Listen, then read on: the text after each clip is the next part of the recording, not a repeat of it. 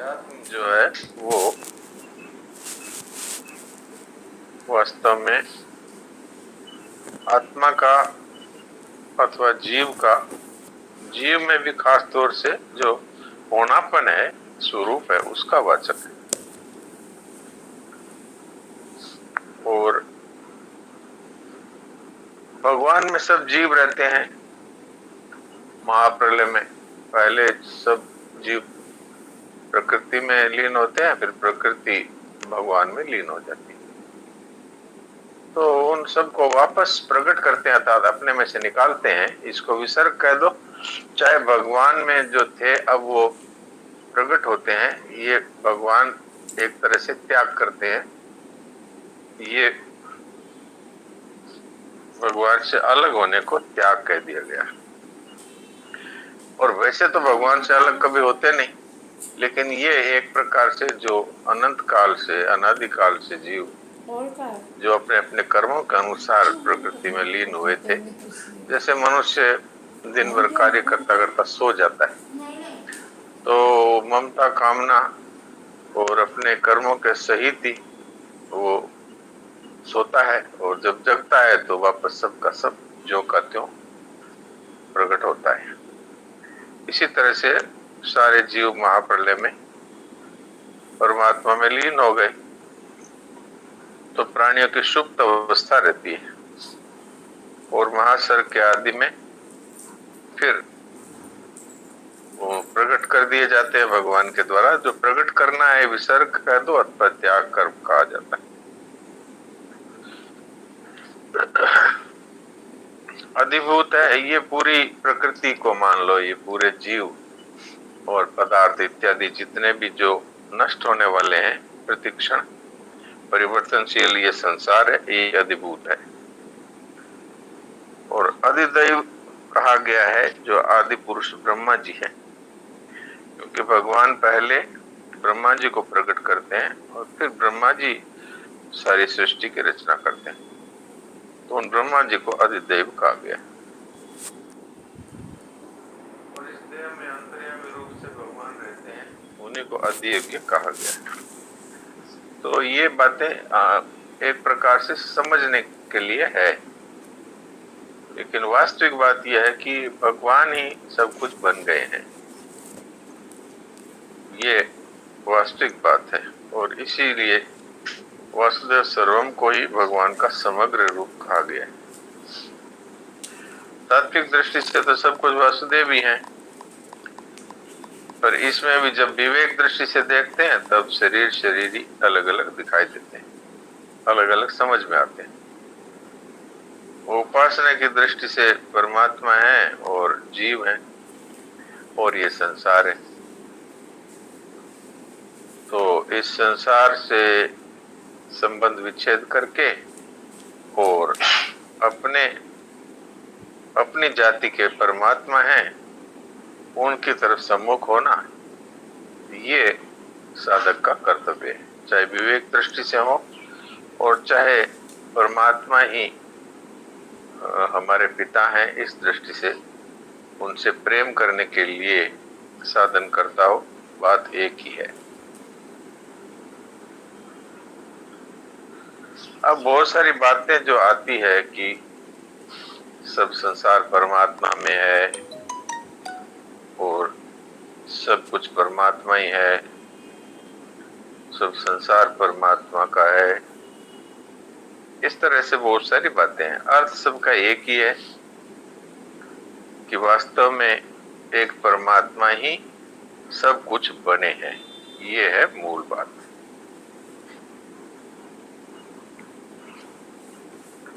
अब साधक और असाधक की बात बताई है, अथवा साधक और संसारी की बात बताई गई है।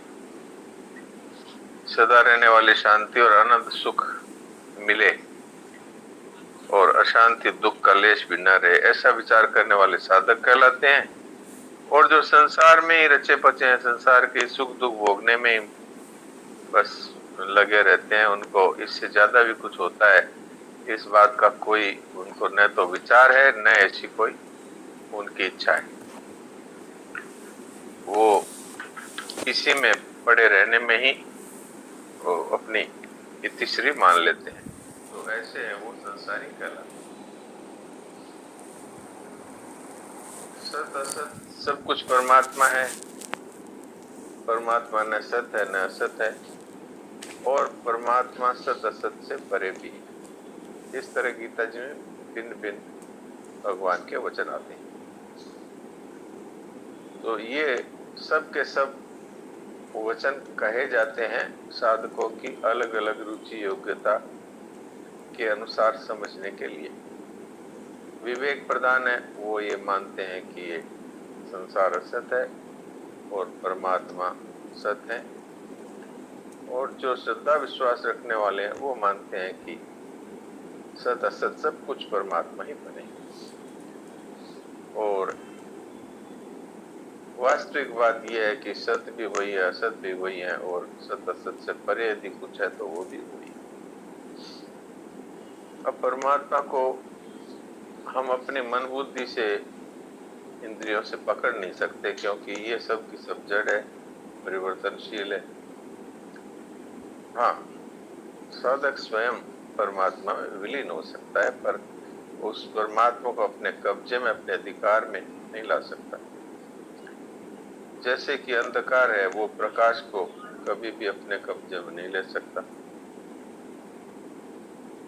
बल्कि प्रकाश में विलीन हो जाता है, अर्थात अपनी सत्ता खो करके उसी में मिल जाता है। ऐसे ही जीव है, वो परमात्मा को अपने वश में नहीं कर सकता, प्रत्युत स्वयं परमात्मा में लीन हो सकता है, क्योंकि वो उसी की जाति का है। और शरीर है, वो संसार की जाति का है अथवा प्रकृति की जाति का है, इसलिए शरीर प्रकृति में लीन हो जाता है, और स्वयं जीव है वो परमात्मा की जाति का, इसलिए परमात्मा में लीन हो जाता है।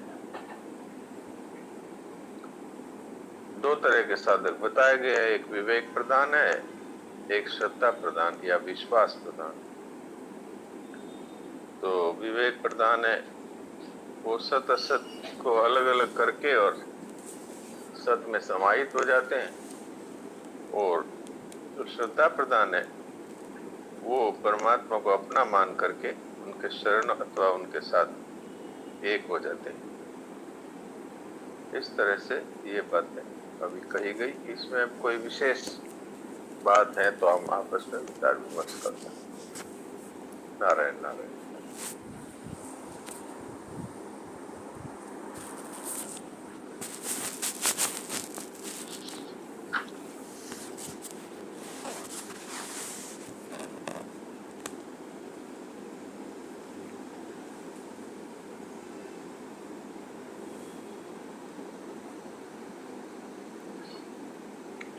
राम राम, प्रणाम डॉक्टर। राम राम जी, राम राम। ये जो सारणी है ना, इसको थोड़ा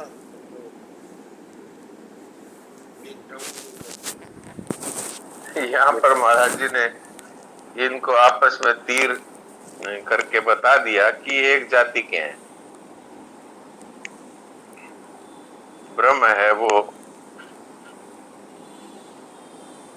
निराकार, निर्गुण निराकार है, अध्यज्ञ है वो सगुण निराकार है, लेकिन वो एक ही।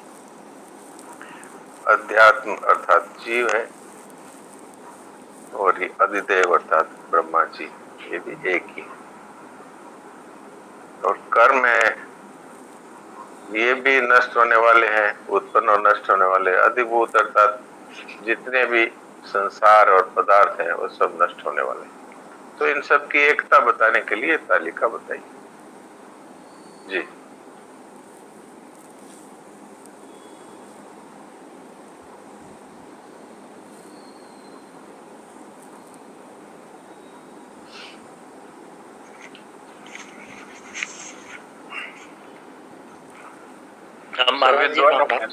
विद्वानों के काम की बातें हैं ये सब। अपने तो एक ही बात अपने काम की है, वासुदेव सर्वम।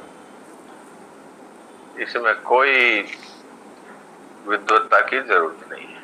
जो कुछ दिखता है सब परमात्मा ही है। और आप देख लो, पूरी सृष्टि लीन होती है परमात्मा में और प्रकट होती है परमात्मा से, तो एक परमात्मा ही तो हुए।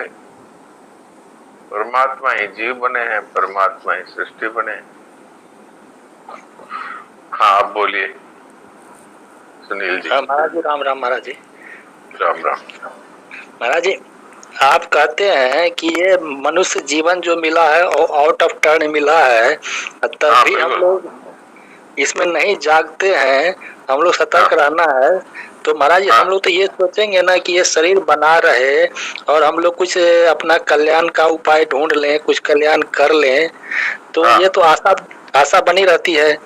और स्वामी जी कहते हैं कि अगर जीने की आशा भी है तो परमात्मा प्राप्ति में बाधा है। ठीक कहते हैं। क्योंकि आप बताइए कि जीने की आशा रखने से एक श्वास भी बढ़ जाता है क्या? नहीं महाराज जी, वो तो नहीं बढ़ता है। तो फिर आशा रखने का फायदा बता दीजिए कि ये फायदा आशा ये अनमोल शरीर का जो लाभ थोड़ा सा ले लें, थोड़ा सा बच जाए तो थोड़ा हाँ सा कुछ ठीक, कर लें। हाँ ठीक है, मैं समझ गया। लेकिन आशा रखने से एक दो श्वास बढ़ा लेते हैं क्या? 1 मिनट का जीवन बढ़ जाता है क्या? नहीं, वो तो नहीं बढ़ेगी महाराज जी, नहीं तो फिर बढ़ेगी। मनुष्य है, ये बात तो अपने कुत्ते बिल्ली को तो समझा नहीं सकते, आप और हम समझ सकते हैं कि आशा रखने से केवल मनुष्य दुखी सुखी हो सकता है। हाय मैं जल्दी क्यों मर रहा हूँ। वास्तव में तो जल्दी नहीं मर रहा है, जितने श्वास उसके है उतने से एक श्वास भी कम नहीं आता, एक श्वास भी ज्यादा नहीं आता।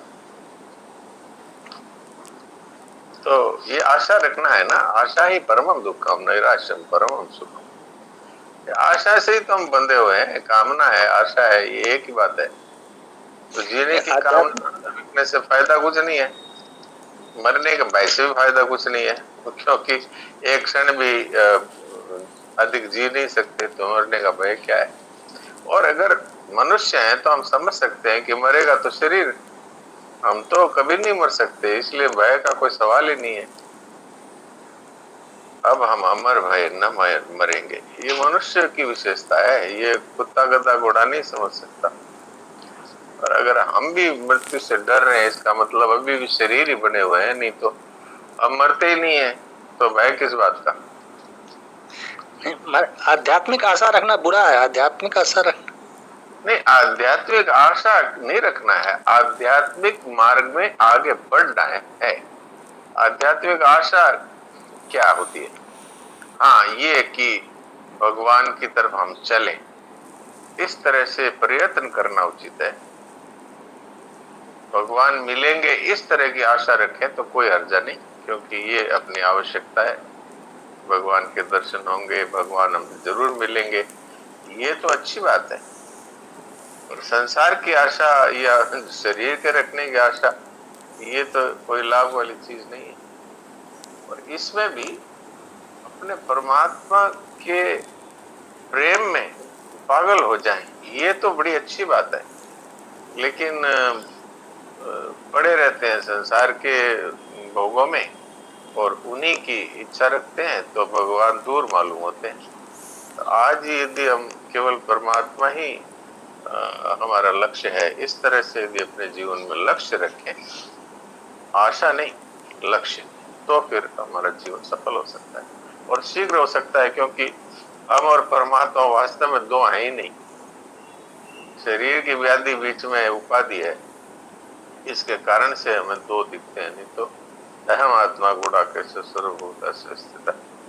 भगवान कहते हैं कि मैं कण कण में मौजूद हूँ, और विशेषता से देखा जाए तो मैं आत्म रूप से प्रत्येक प्राणी में मौजूद। ऐसे प्राप्त परमात्मा को अनुभव भी तो करना है, और क्या करना है बताइए। पर जब तक संसार को सत्य मानते रहेंगे वो अनुभव होगा नहीं, तो मनुष्य बनकर के भी फिर पशु पक्षी की तरफ उसी योनियों में भटकते रहेंगे। जी जी महाराज जी, संसार तो असत्य हो गया महाराज जी, ये तो अब बिल्कुल स्पष्ट हो गया है महाराज जी। बस तो इतना होते ही परमात्मा की सत्यता प्रकट हो जाएगी। इसमें कुछ थोड़ी बहुत कमी है तो उसको निकाल दें बस। जी प्रणाम महाराज जी, प्रणाम।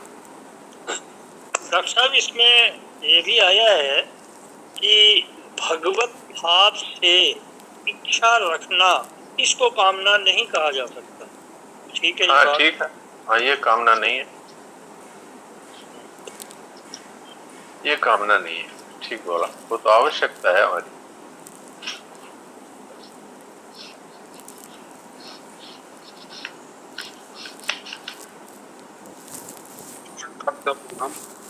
ये जो 3 नंबर टिप्पणी है पेज नंबर 582 में, अच्छा, दूसरे पैराग्राफ में ये वाक्य है, इसके ऊपर ये टिप्पणी है, दूसरा अहम वाक्य है, उसमें है कि कहने का तात्पर्य है कि दूसरी योनियों में तो पूर्वकृत कर्मों का भोग होता है, नए कर्म नहीं बनते, पर इस मनुष्य शरीर में नए कर्म भी बनते हैं। उन कर्मों के प्रेरक अंतर्यामी भगवान होते हैं। अब टिप्पणी है नीचे 3 नंबर जी, कर्मों की प्रेरणा भगवान मनुष्य के स्वभाव के अनुसार करते हैं। हाँ, तो ये थोड़ा सा समझा दो। यदि स्वभाव में राग द्वेष है तो उसके कारण करते हैं। ईश्वर सर्वभूतानां हृदय तिष्ठति ब्राह्मियन सर्वभूतानि यंत्रारूढ़ानि माया। वो भगवान अंतर्यामी रूप से सब में रहते हैं, तो वही प्रेरणा करते हैं, अर्थात यूं मान लें कि कार्य करने की शक्ति देते हैं। और हमें कई बार हम उल्टा काम करना चाहते हैं तो अंदर से आवाज आती है ना, ये करना ठीक नहीं है, तो भगवान ही है। तो भगवान है वो सत्य कर्मों की, उचित कर्मों की प्रेरणा देते हैं। और जहां हम उसकी नहीं सुनते, राग द्वेष पूर्वक करते हैं, तो भगवान साइलेंट रहते हैं। और क्या करें, क्योंकि स्वाधीनता पहले दे चुके जीव को। तो भगवान है वो मनुष्य के, इसलिए संतों ने कहा है कि स्वभाव को सुधारना चाहिए। हमारा स्वभाव ऐसा हो गया कि झूठ बोलना, बात बात में झूठ बोलना, ये स्वभाव हो गया, तो स्वभाव सुधारना पड़ेगा। बात बात में राग द्वेष करना, ये स्वभाव को सुधारना पड़ेगा। तो भगवान है वो, अगर आपका अच्छा स्वभाव है तो उसके अनुसार आपको अच्छे कार्यों की प्रेरणा देते ही हैं। बुरा स्वभाव है तो भगवान प्रेरणा नहीं करते, वो आप अपने स्वभाव के अनुसार उल्टा सीधा करते हैं, उसका फल भोगते हैं।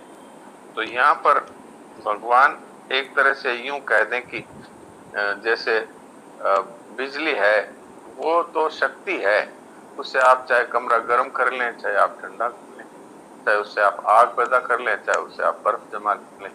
यद्यपि ये पूरा नहीं बैठता ये दृष्टांत, क्योंकि बिजली तो है, वो जड़ है, उसमें चेतनता नहीं है। वो भगवान है, वो स्वयं चेतन है, इतना फर्क है। लेकिन वास्तव में जैसा उसका स्वभाव होगा वैसी बिजली के द्वारा वैसी चीज प्रकट हो जाएगी। पंखा है तो हवा दे देगा, यदि हीटर है तो गर्मी कर देगा। तो उसका जो स्वभाव है उसके अनुसार ही वो शक्ति मिल जाती है। जी, तो बिजली तो है, वो किसी को जला भी सकती है, क्योंकि वो तो जड़ है।